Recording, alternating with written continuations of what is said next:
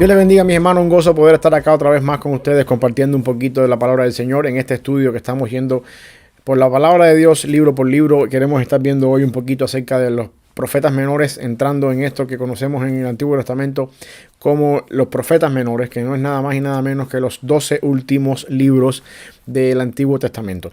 La razón por la que se llaman profetas menores no es porque sean menores en importancia ni menores en fama, sino más bien porque son menor en el tamaño de escritura, lo que cada cual de ellos escribió en comparación con profetas como Ezequiel, Jeremías, Isaías, que tienen una cantidad de escritura mucho más grande. Por lo general, en el libro, la Biblia hebrea, estos profetas menores estaban ubicados todos en un solo rollo y era parte de los escritos o de los profetas. Y la razón por la que estaban todos en un solo rollo era porque debido a que eran tan pequeños los libros, mantenerlos cada uno por separado era una posibilidad de que se perdieran. Por lo tanto, todos fueron agrupados en lo que se conoce como los 12 profetas menores. Y Joel es uno de ellos, parte de esta serie de 12 profetas menores. No sabemos mucho de la vida de Joel, solamente sabemos que Joel vivió... Depende de la interpretación que se le dé al libro, o antes del cautiverio o después del cautiverio babilónico, y la interpretación del libro o la forma en que se interpreta el libro abre una puerta a una posible fecha de escritura del libro y del ministerio profético de Joel. Lo que hace interesante este libro es que este libro fue usado por el apóstol Pedro cuando Pedro estaba en el Pentecostés predicando y salió del aposento alto con los 120 que estaban allí. Y mientras estaba dando su primer mensaje de Pentecostés, donde fueron convertidos muchas personas, Pedro hace alusión a lo que está pasando en el libro de Joel, diciendo que en ese momento que él estaba predicando, que la venida del Espíritu Santo y el comienzo de la era de la iglesia es lo que está dando inicio a lo que es estos días que Joel está profetizando. Y de esa manera Pedro nos da a nosotros una forma de interpretar este libro que nos sirve a nosotros como un patrón para entender de qué estamos hablando y poderlo ubicar en un contexto histórico y teológico mucho más exacto de lo que nosotros pudiéramos aislarlo en nuestro contexto hoy en día. Por lo tanto, queremos ver un poquito algunas características del libro de Joel, cómo es que el libro de Joel se aplica a nuestros días, teniendo en cuenta el contexto en el que fue escrito. Lo primero que quiero que veamos acá es en el capítulo 1, los versículos del 13 al 20, la realidad, según dice acá el profeta Joel, de que el pueblo había pecado. Hay pecado en el pueblo. Dice la palabra del Señor, Joel hablando: ceñíos y lamentad, sacerdotes, gemid, ministros del altar, venid, dormid en cilicio, ministros de mi Dios, porque quitada es de la casa de vuestro Dios la ofrenda y la libación. Proclamad ayuno, convocad a asamblea, congregad a los ancianos y a todos los moradores de la tierra en la casa de Jehová vuestro Dios, y clamad a Jehová. Ay del día, porque cercano está el día de Jehová, y vendrá como destrucción por el Todopoderoso. No fue arrebatado el alimento de delante de nuestros ojos, la alegría y el placer de la casa de nuestro Dios. El grano se pudrió debajo de los terrones, los graneros fueron asolados, los alfolíes destruidos, porque se secó el trigo. Como gimieron las bestias, cuán turbados anduvieron los hatos de los bueyes, porque no tuvieron pastos. También fueron asolados los rebaños de las ovejas. A ti, oh Jehová, clamaré, porque fuego consumió los pastos del desierto y llama abrazó todos los árboles del campo. Las bestias del campo bramarán también a ti, porque se secaron los arroyos de las aguas y fuego consumió las praderas del desierto. Joel está anunciando acá básicamente un día de juicio que ya viene. Es interesante que tengamos en cuenta que dentro del contexto bíblico, la idea del día de Jehová, que se introduce después más adelante y el cual también Joel hace alusión a ella, es un día de juicio, un día donde Dios está derramando su ira sobre el pecado, trayendo ese juicio sobre la maldad del pueblo o de la nación de Israel. Si el libro de Joel fue escrito antes del cautiverio babilónico, es posible entonces que Joel está haciendo alusión con este día de Jehová a ese juicio que el pueblo de Judá enfrentó producto del cautiverio babilónico, donde Dios juzgó el pecado de la nación. Habacuc también hace alusión a ese juicio, y los profetas antes del exilio en Jerusalén, al menos en el tiempo del reinado del sur, hicieron también alusión a este día de juicio. Si Joel fue escrito después del cautiverio babilónico, pues entonces la idea es que este juicio es algo venidero más adelante. Independientemente de la interpretación que le queramos dar a este libro, es importante que yo quiero dejar importante acá que yo creo que Joel fue escrito antes del cautiverio babilónico y de alguna forma Joel está vislumbrando ese juicio venidero que al mismo tiempo después Pedro se encarga de decir en el Pentecostés que el verdadero cumplimiento de Joel es lo que ocurrió en el Pentecostés. Eso no quiere decir entonces que la profecía tiene un doble cumplimiento, sino más bien el punto donde yo quiero llegar es que muchas veces los libros proféticos en la Biblia anuncian un cumplimiento de la profecía inmediato, pero su verdadero cumplimiento tiene un propósito mucho más adelante después en la historia. Y eso es lo que Pedro toma en cuanto al libro de Joel para anunciar un poquito más adelante este verdadero cumplimiento de lo que está pasando acá, del concepto del día del Señor, que no se limita solamente a ese momento en el que los babilonios entraron en la ciudad y se llevaron cautivos a toda la nación, sino más bien el verdadero día del Señor viene después, y quizás ese juicio que Dios trajo a los judíos a través de los babilonios es una antesala, es un vislumbre del verdadero día del Señor que Pedro después anuncia. Por lo tanto, en el Antiguo Testamento, el concepto del día del Señor es un día de juicio, es un día donde Dios derrama su ira, y de alguna forma Joel se encarga de narrar todo esto en esta serie de ilustraciones que él está poniendo acá, de cómo es que los sembrados están pudriéndose, de cómo es que hay problemas con los animales, cómo es que hay problemas con el ganado, cómo es que hay miseria, hay necesidad en el pueblo. Todo esto producto, obviamente, del juicio del Señor por culpa del pecado. Y eso nos lleva entonces a tener en cuenta que cuando Pedro se levanta en el Pentecostés y anuncia parte de eso, lo que estamos viendo entonces es que de cierta manera ese día de juicio llegó. Con Cristo juzgando el pecado, juzgando la muerte, venciendo a Satanás en la cruz y eventualmente anunciando un evangelio de arrepentimiento y perdón de pecados para los que creen y un evangelio de juicio para aquellos que no creen y van a ser condenados. Por lo tanto, hay mucha conexión entre Joel y el mensaje de Pedro en el Pentecostés. Un poquito más adelante acá, en estos versículos que vimos acá, Joel habla de la importancia del ayuno, de convocar una asamblea a los ancianos y todos los moradores de la tierra en la casa de Jehová y clamad a Jehová. La idea es que el día del Señor viene, es un día horrible, es un día terrible de juicio y por lo tanto es inminente entonces que la nación, que el pueblo, en este caso la iglesia, diríamos el mundo como tal, llegue al punto de entender la condición en la que se encuentran delante de Dios producto de sus pecados y corran a ese arrepentimiento, corran a ese momento donde se pongan a cuentas con el Señor. Quizás la ilustración más cercana que me viene a la mente ahora es lo que pasó en Nínive bajo la predicación de Jonás, cuando Jonás entró a Nínive y entonces anunció que en 40 días el pueblo sería destruido. Cómo es que los ninivitas entraron en arrepentimiento, entraron en un clamor al Señor y Dios perdonó. Es más o menos parecido lo que ahora en este momento Joel está diciendo al pueblo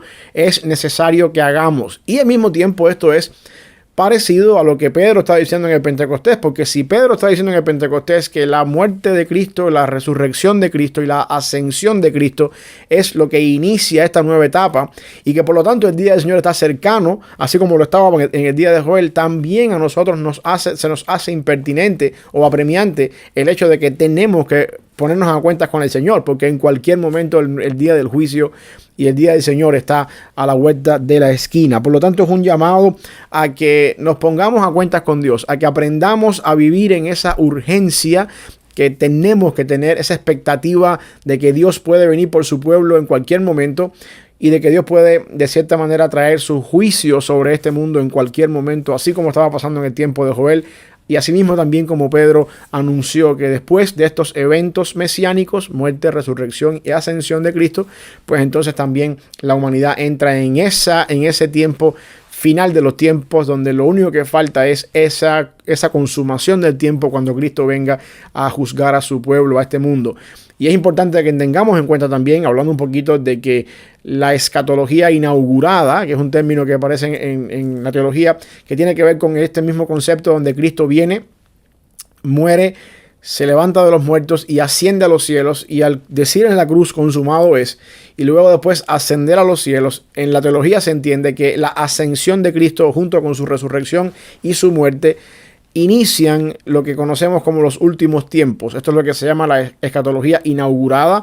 La idea de que con la muerte de Cristo se inauguró el periodo de los últimos tiempos, y ahora estamos viviendo nosotros en los últimos tiempos, donde lo único que falta para la consumación del día del Señor es que Jesucristo venga con sus santos en gloria y entonces ejerce el juicio sobre este mundo, y por supuesto la iglesia sea llevada con el Señor, los creyentes seamos llevados con Él.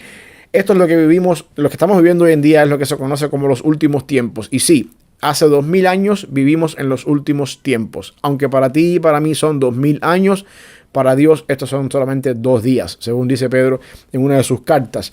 Por lo tanto, la inminencia de estar a cuentas con Dios se hace cada vez más importante para nosotros en este sentido. La idea de poder vivir en esa expectativa de que Dios puede venir en cualquier momento es una realidad que nos toca.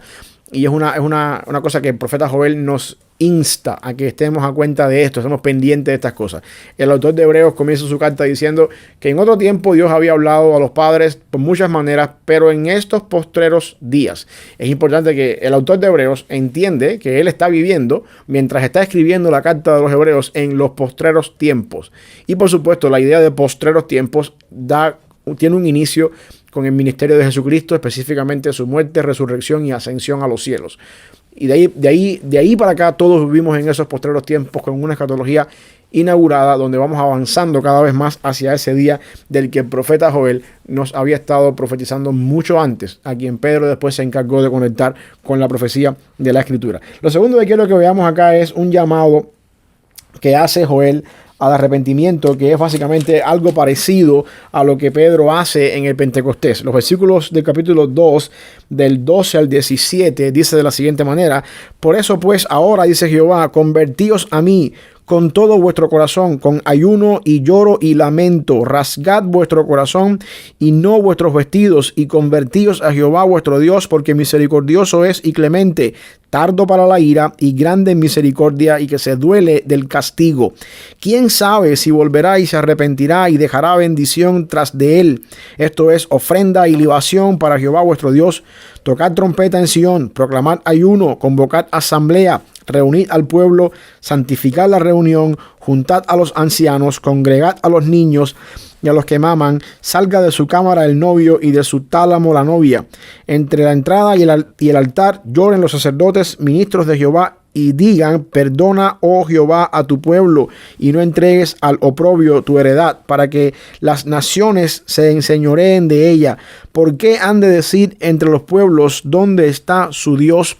El llamado de Joel al pueblo es que haya un arrepentimiento genuino y total en todas las esferas. Incluso Joel menciona acá los sacerdotes, hasta las personas que están en su momento, digamos los novios que están de luna de miel, que salga de su recámara, que todo el mundo clame en arrepentimiento, porque Dios promete que Él es tardo para la ira y grande en misericordia. Eso es una promesa que vemos casi siempre, cada vez que hay una señal de juicio o un juicio inminente que Dios está enviando sobre alguna nación, algún pueblo, incluso sobre el pueblo de Israel. En medio del castigo está la advertencia: si ustedes se arrepienten, Dios es misericordioso. La misericordia de Dios es grande.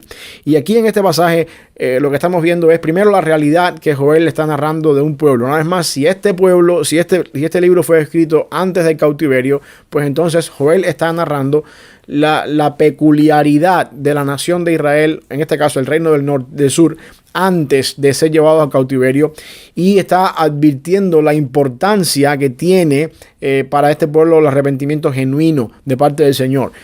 Ahora en esta segunda parte, Joel está siendo más todavía, digamos, proactivo en llamar la atención al pueblo: arrepiéntanse, entren en un tiempo de arrepentimiento. Y esto es básicamente también lo que Pedro insta a la nación de Israel o a los judíos cuando él está predicando en el Pentecostés. Una vez que termina de hacer su mensaje de Pentecostés, las personas que estaban ahí se compungieron en espíritu y preguntaron: varones hermanos, ¿qué haremos? Y dice la Biblia que Pedro automáticamente les dijo a ellos: arrepiéntanse y bautícense para confesión de pecados y crean en Cristo como Señor y Salvador.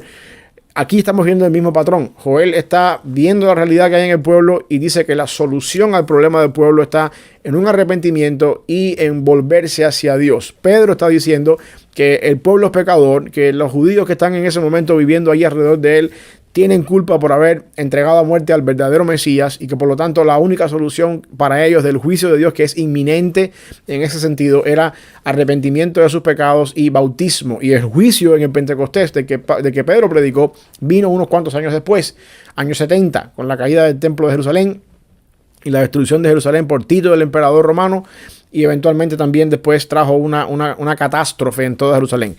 Hoy en día, para nosotros, el juicio sigue siendo inminente. El pecado está a la puerta. Vivimos en un mundo cada vez más perdido. La única solución a los problemas nuestros, al igual que en el tiempo de Pedro, al igual que en el tiempo de Joel, es arrepentimiento, porque Dios es grande en misericordia y Dios no quiere destruir su creación. Pero eso requiere un arrepentimiento, un llamado genuino al arrepentimiento es lo que estamos viendo acá. Y ese es el llamado también que Joel nos deja a nosotros para un día, para el mundo en que vivimos hoy en día también. Estamos a las puertas de la segunda venida de Cristo. El día y la hora nadie lo sabe. El mundo avanza cada vez más hacia la maldad de una manera desenfrenada. Por lo tanto, la única solución es que nosotros, los que no conocemos al Señor, o los que no conocen del Señor, vengan al arrepentimiento, entiendan la condición en la que se encuentran delante de Dios, clamen a Dios para perdón de sus pecados. Y la Biblia promete que Dios es grande y rico en misericordia para perdonar el pecado y también para ponernos a cuentas con Dios. De manera que cuando el día de juicio venga, para los que hemos creído en Cristo, no es un día de terror ni espanto, es un día de victoria, donde Cristo viene por su iglesia y nos lleva consigo y estaremos con el Señor para siempre. Eso requiere arrepentimiento, requiere confiar en el Señor y requiere entregar nuestra vida al Señor. Y ese es el mensaje que predicamos, ese es el mensaje que la iglesia difunde en todos los medios posibles, porque este mundo necesita reconciliarse con Dios para que el día de juicio o el día del Señor sea un día de victoria y no un día de condenación para aquellas personas que no creen. El día del Señor tiene una connotación doble acá. Para los que creemos en el Señor, es el día de las bodas del Cordero, donde la iglesia se junta con su novio, que es Cristo, y de alguna manera u otra la iglesia vive de esa manera sometida siempre al Señor, y anhelamos y ansiamos ese día con todas las fuerzas del corazón. Por otro lado, ese día para las personas que no son cristianas, para aquellos que viven completamente alejados del Señor, es un día de condenación, un día de juicio y un día terrible, donde según dice la Biblia, muchas personas anhelarán que las piedras caigan sobre sus cabezas y diríamos escachen sus cráneos antes que tener que caer bajo la ira de Dios. Y ese es el mensaje que predicamos. Eso es lo que queremos que tú que nos estás escuchando, si no conoces al Señor, pues automáticamente te pongas a cuentas con Dios, clames a Dios por tu vida, y Él es fiel, Él es justo, Él es misericordioso y compasivo, y Él puede perdonar tus pecados y convertir para ti el día final en un día de victoria más que en un día de condenación. Pero Joel continúa hablando un poquito más adelante acá en el capítulo 2, los versículos 18 al 27, y habla entonces de esta promesa de restauración cuando dice: y Jehová, solícito por su tierra, perdonará a su pueblo. Responderá Jehová y dirá a su pueblo: he aquí yo os envío pan, mosto y aceite, y seréis saciados de ellos, y nunca más os pondré en oprobio entre las naciones.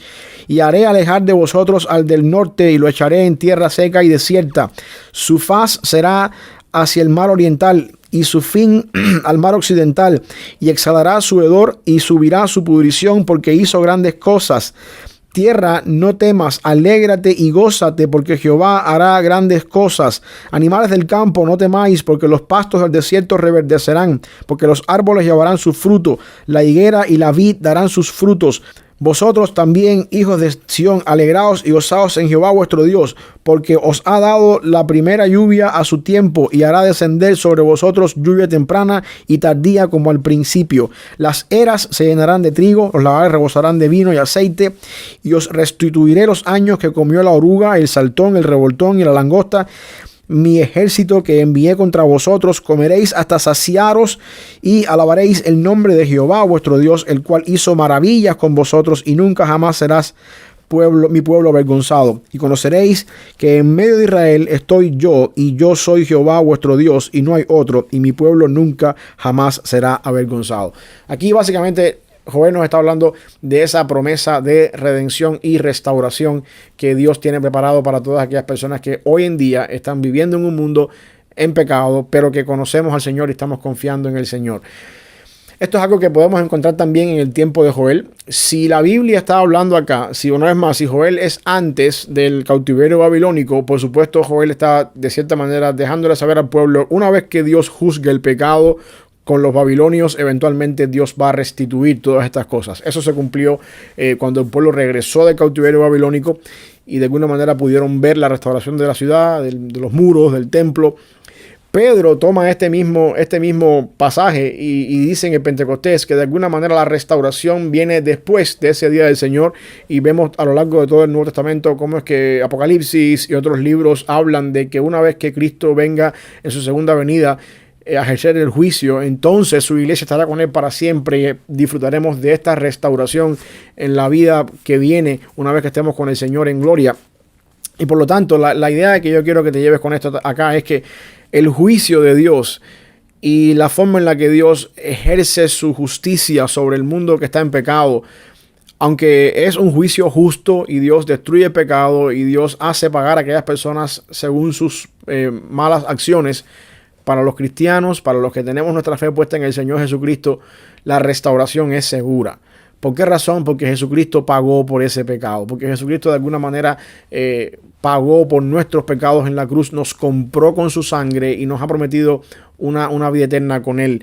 A diferencia de aquellas personas que no conocen del Señor. Por lo tanto, la urgencia es que nosotros tenemos que vivir, iglesia, tenemos que vivir con esa expectativa mesiánica, esa expectativa de que Cristo viene una segunda vez por su iglesia, y vivir cada día como si ese día fuera el último y esperar la venida del Señor en cualquier momento, porque lo único que falta para que Jesucristo venga con su reino y con sus santos en gloria a llevarse a su iglesia es que venga.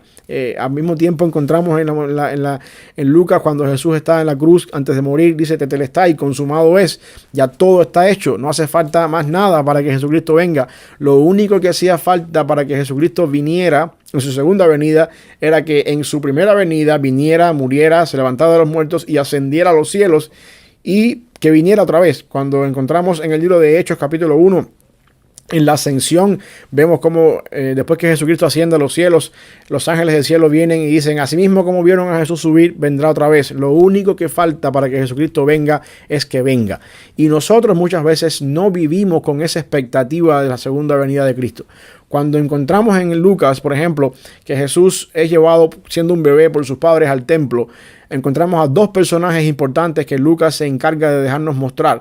Ana, una profetisa, y Simeón, un anciano que estaba en el templo, que ambos esperaban la consolación de Israel. Dice Lucas de esa manera: cuando ambos ven al niño, expresan una adoración al Señor, como diciendo: ya tu siervo, dice Simeón, puede morir en paz, porque han visto mis ojos al Salvador.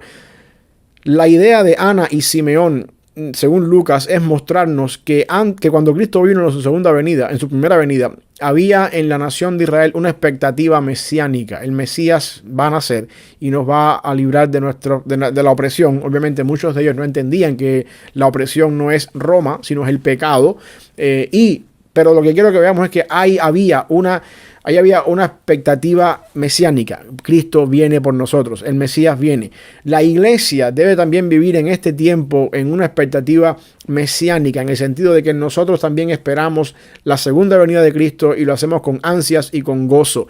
Pero si nosotros vivimos nuestra vida pensando en cuál va a ser el próximo juguete que me voy a comprar, o dónde voy a pasar mis vacaciones el año que viene, o dónde voy a comprar en la próxima quincena, o cuáles son mis planes de aquí a 5, 10, 15, 20, 30 años a largo plazo, y en nuestros planes no está prepararnos para la venida del Señor, ansiar con ganas esa venida lo antes posible, vamos por el mal camino. Y yo creo que no debe ser la actitud correcta en los cristianos, y no debe ser la actitud correcta de la iglesia que espera al novio que viene por ella. Así que por lo tanto, Joel es un libro que nos habla en su primera etapa de la condición del mundo en el tiempo en que Joel escribió, muy parecida a la condición del mundo en el que vivimos hoy en día, muy parecida a la condición del mundo en el cual Pedro predicó su mensaje de Pentecostés. Nos habla incluso de ese día del Señor, que es un día terrible para aquellos que no creen en Cristo, y un día de victoria para aquellos que creemos en el Señor. Lo mismo que hace Pedro en el Pentecostés, lo mismo también que pasa con nosotros hoy en día, que esperamos la segunda venida de Cristo. Apocalipsis no es un libro de miedo, a menos que sea cristiano. Apocalipsis es el final de la historia donde nosotros ganamos porque Jesucristo ganó en la cruz. Y al mismo tiempo es un día de derrota, de crujir de dientes, de llanto y dolor para aquellas personas que menosprecian la cruz de Cristo y que no creen en el Señor Jesucristo. Y por otro lado también nos enseña Joel la importancia de la restauración. Dios va a juzgar el pecado, Dios va a destruir todo lo que está hecho mal, pero eso no termina ahí. Dios va a traer todo a una nueva creación, a un nuevo nacimiento, a una nueva vida. Y nosotros somos parte de esa historia porque Jesucristo pagó por nuestro rescate cuando estábamos en la cruz. Por lo tanto, Joel nos muestra a nosotros la actitud que tenemos que tener hoy en día para vivir como Dios demanda en su palabra, mientras estamos esperando la segunda venida del Señor. Que Dios te bendiga.